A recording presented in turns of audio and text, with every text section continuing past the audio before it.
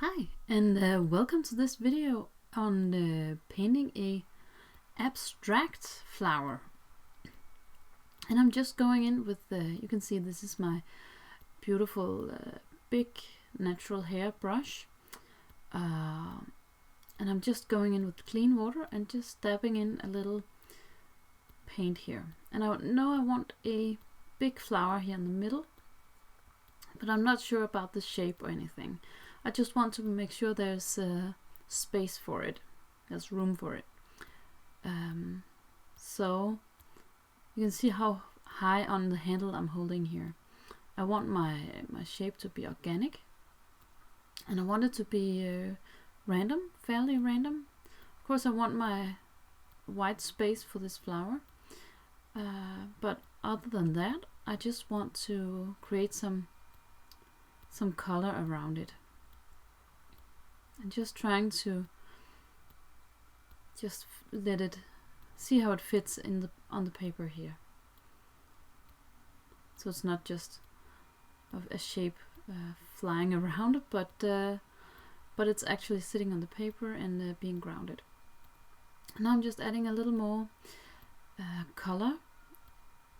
It's pretty saturated, and when you use this much water as I'm using here, you need to have a lot of saturated color as well, unless you want it to be really light, because it will dry a lot lighter, especially when you use water like this. Now I'm taking a straw and just blowing some random lines here. Of course the paint has to be wet to do this. I'm just doing this to give some interest, and these lines will lead the eye into the flower as well. So there's several reasons for that. I'm just adding a little blue here. This is a Mayan Blue from Daniel Smith. It's granulating, and the green I was using was a Jadite Genuine, also granulating from Daniel Smith, and it has a blue undertone. Besides from being a super beautiful dark green. It's one of my favorite greens, and it's so beautiful how the colors separate in when you use it. It's so beautiful. Both of these two colors are pretty cold, I think, or cool, and I like that it's a good contrast to that reddish flower we're going to paint. Here just a little splatters, also on my finger I can see. Okay, that doesn't matter, that happens. At the moment I have splatters on my computer as well, so that's just what happens when you are in Zen and in the moment. And as long as you don't have to use it to watch too many movies, it's fine.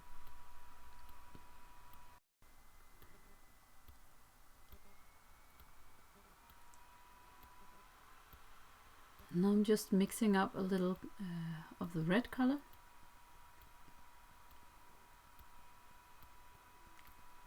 And dropping in some of the Mayan Blue as well. And just starting from the middle of the flower here. And I'm kind of doing a rose.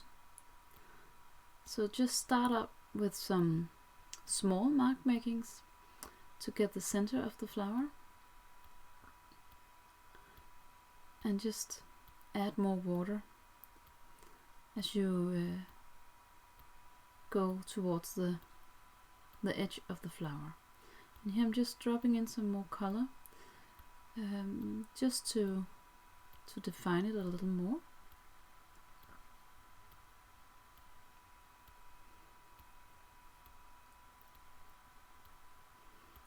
And it's a good thing, especially when you're doing this, to start in the middle with a fine brush, and then you can go outwards with a bigger brush. And here I'm again using my big size 8 natural hair brush, just to define some some shapes of these flower petals.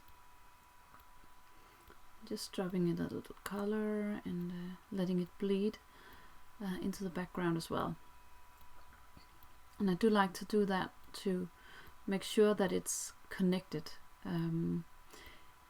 If you only have these petal shapes in the white space and not touching the background, it would look disconnected and not like it belonged there, just like a stamp or something.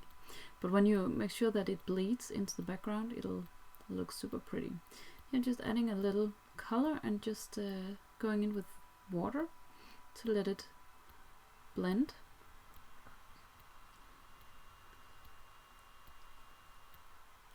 And you can see how this shape is already looking like a flower, so that is really cool.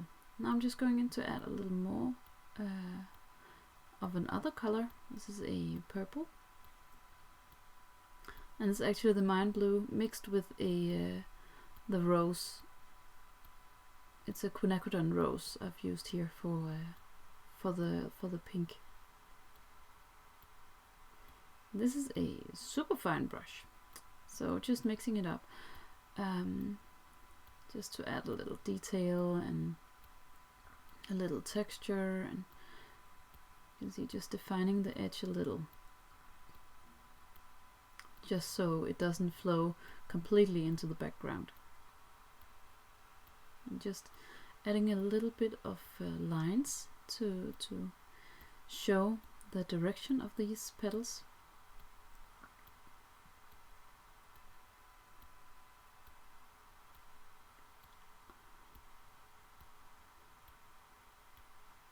And I'm not using a reference for these, it's just free-handing it. And don't go too much in detail. It's always hard when you're doing this kind of painting to know when to stop. And I think that's one of my biggest challenges, to know where to stop.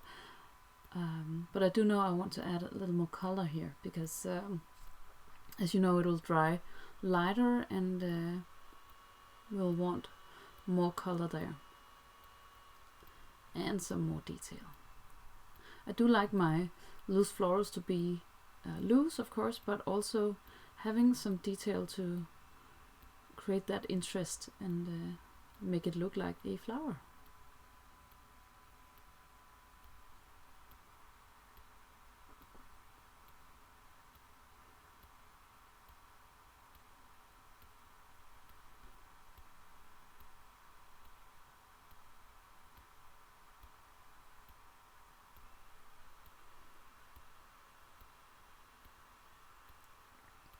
You can see how beautiful it, the background bled into the lower petals. That is amazing. I love how watercolors just work their own magic when we are looking away. As long as we know how to embrace it, that is really the magic of watercolors.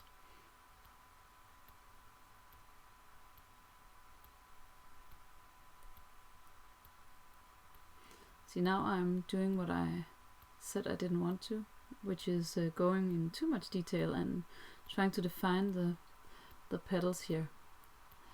I think that was a mistake, but we'll fix it, and will hopefully look beautiful still.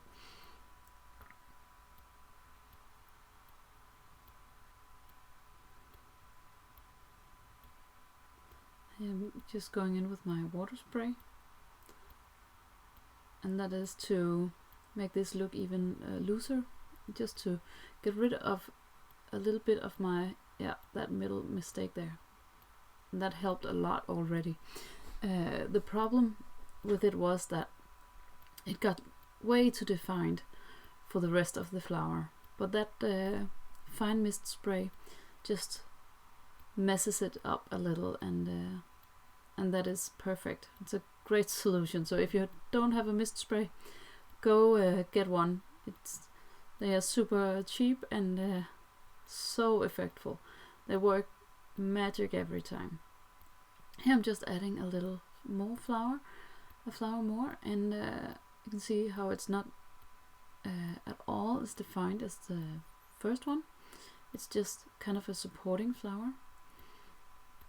I want my big flower to be the main focus of this piece, and then I want a bud as well, flower bud here, and this should be a green, so it's a mix of the green I had before, and then a little bit of the rose to muddy it up a bit. So you can see how it turned a little muddy and a little earthy actually. I do like that. Of course there's no stem at the moment, it's just flying around in the mid-air, but we'll get back to that. I'm just going in with a little darker tone here, also here and there. Make sure to use the same colors several times in your painting to create a cohesive feel. And often it's a good thing to use a limited palette as well. I'm not using too many colors here. I think I'm using 3 or 4, and that really helps to get the painting to just seem cohesive. I'm just painting around the shape of a petal, a leaf.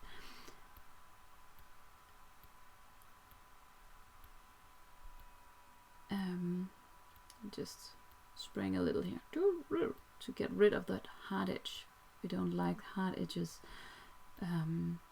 but we do like negative painting, and that's what we are doing here. Just okay, that's fine. I'm just trying to paint around some shapes. I want to paint around where I want some leaves. You can see I'm not painting the leaf here, I'm just painting the space around the leaf.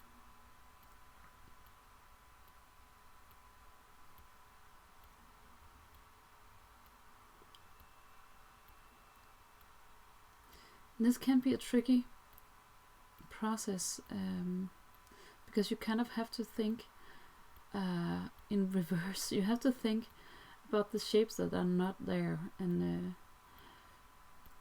I have a Skillshare class on that if you are interested on negative painting.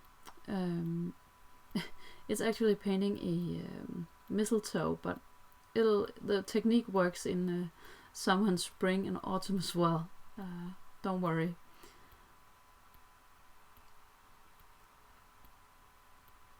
But I think it's an awesome technique. And you get a lot more interest in your painting when you're doing this, and I use this technique a lot. Here I'm just defining a stem.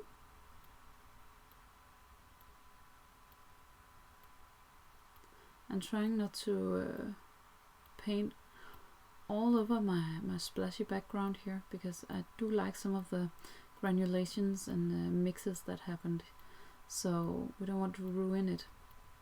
We just want to define our shapes and get the hell out of here. Sorry. Get the heaven out of here. Can't say that. Never mind. We just want to define our shapes.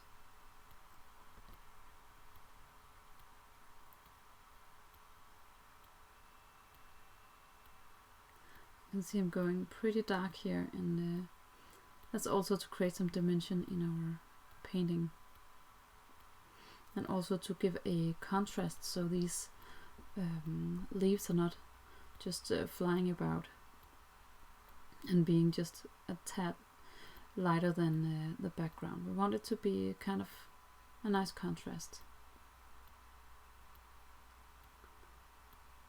Just going into defining that again. It dried up really light. And just tip and turn your paper as you like. You can see we're just painting a stem for this. And this is a little wet, so this is a little bit wet, but I hope it works. I think it'll work. I'm just using the water that's already in my brush to kind of mesh it out here. There you go. I think it's already looking really good, and we're not done yet. So I'm just going in with some darker color here.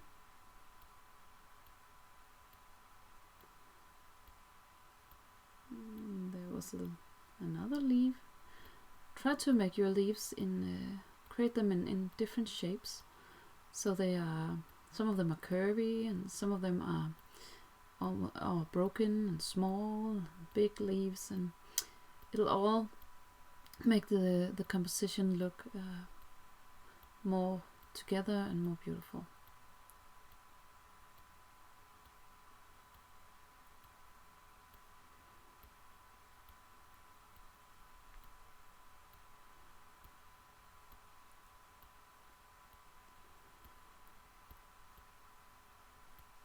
Also use different tones of color. I think when you have different greens and also blues and other colors in your green mix, it'll make it a lot more interesting to look at.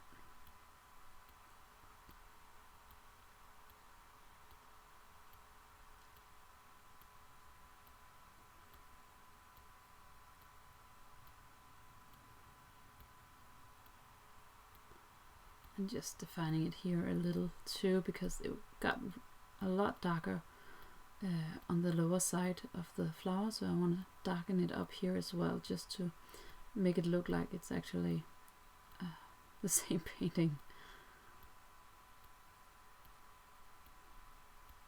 And there's a leaf more. If you can't see where you want your leaves, try to take a break and just go get a cup of tea or something, and you can take a look at it afterwards. Then you might be able to see some shapes that you didn't see before.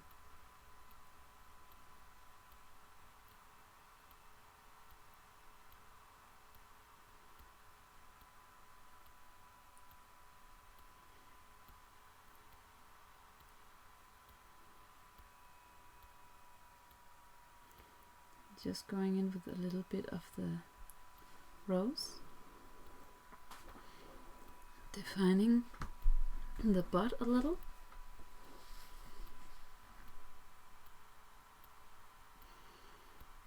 And if you like real-time videos, you can always check out my Patreon page, where it's Camilla Damsbo Art, like here, and I post every week with commentary in real time, so you can check that out if you want more. And of course, if you want to support me, because Patreon and Skillshare is the main reasons that I can actually do these tutorials for you. So if you want to support that, I would love to have you in there. It would mean the world. So thank you. You can also, of course, subscribe here on YouTube and get the news when I post something new. And now I'm just going in and defining some of the darks here when this flower has dried up, so it's easier to go in and give it a second layer. Just going in with that one as well. It doesn't need much. You don't have to see the details in that flower. You just need to know that it's a flower, and I think there's enough information to let you know it. I'm just painting. It's too wet still. I wanted to paint inside the leaf, to do a little negative painting inside the leaf as well, just to get the texture of of the leaf, but it was too dry or too wet, so that'll have to wait. I just did some splatters. They were really, really small splatters this time because it was a very, very small synthetic brush, and it doesn't hold that much water. So that was just for the look of it. Okay, here I can actually do a little bit of that negative painting inside. This is still too wet. Still trying to do it though. It'll bleed nicely into the leaf here. And you don't have to do this with all the leaves. It's just to define a few of them and let the viewer know that this is in fact a leaf, like we know it. You can see I'm holding high on the handle here, and that's just to get my strokes to be loose and not fuss about. Otherwise I would totally do that. So it's a good tip to hold high on the handle.